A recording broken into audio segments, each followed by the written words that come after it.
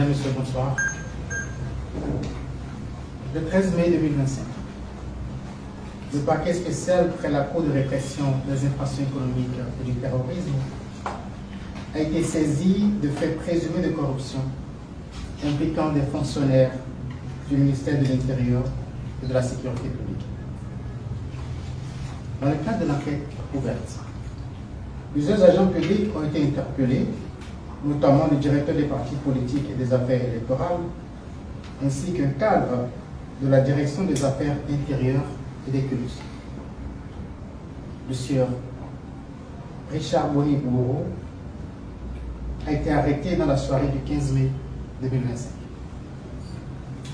À ce stade des investigations, les éléments recueillis laissent apparaître que dans le processus administratif de reconnaissance du parti politique dénommé le Libéral, des sommes d'argent auraient été convenues et versées à des fonctionnaires en contrepartie de leur intervention pour l'aboutissement du dossier. Selon les déclarations du directeur des partis politiques et des affaires électorales, une somme de 12 millions de francs CFA aurait été proposée pour l'obtention du récépissé de reconnaissance officielle du parti du sieur Richard Boni. Il affirme toutefois n'avoir effectivement perçu que 5 millions de francs CFA. Une perquisition effectuée à son domicile a permis la saisie de cette somme qu'il présente comme celle reçue du sieur Bourreau.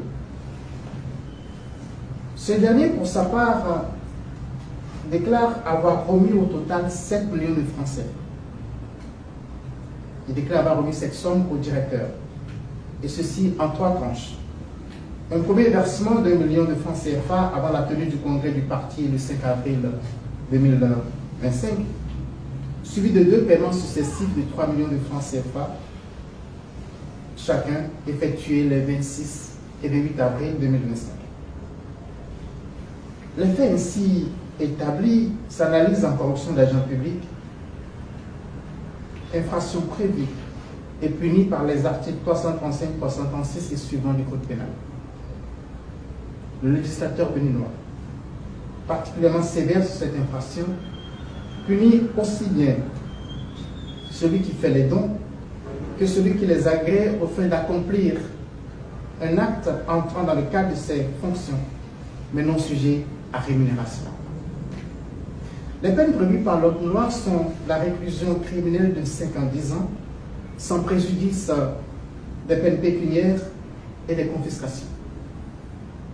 C'est le lieu de rappeler à tous que les demandes répétées de l'agent public ne constituent pas un fait justificatif de l'infraction de corruption à l'égard de celui qui fait les dons. Céder aux sollicitations d'un agent public et lui faire des dons pour un coupable de corruption, au même titre que lui. Les enquêtes se poursuivent pour situer toutes les responsabilités dans ce dossier. Le parquet spécial près la criée réaffirme sa détermination à poursuivre sans relâche le fléau de la corruption dans notre pays et encourage tous nos citoyens à dénoncer ces faits lorsqu'ils en sont des victimes ou des témoins. Je vous remercie.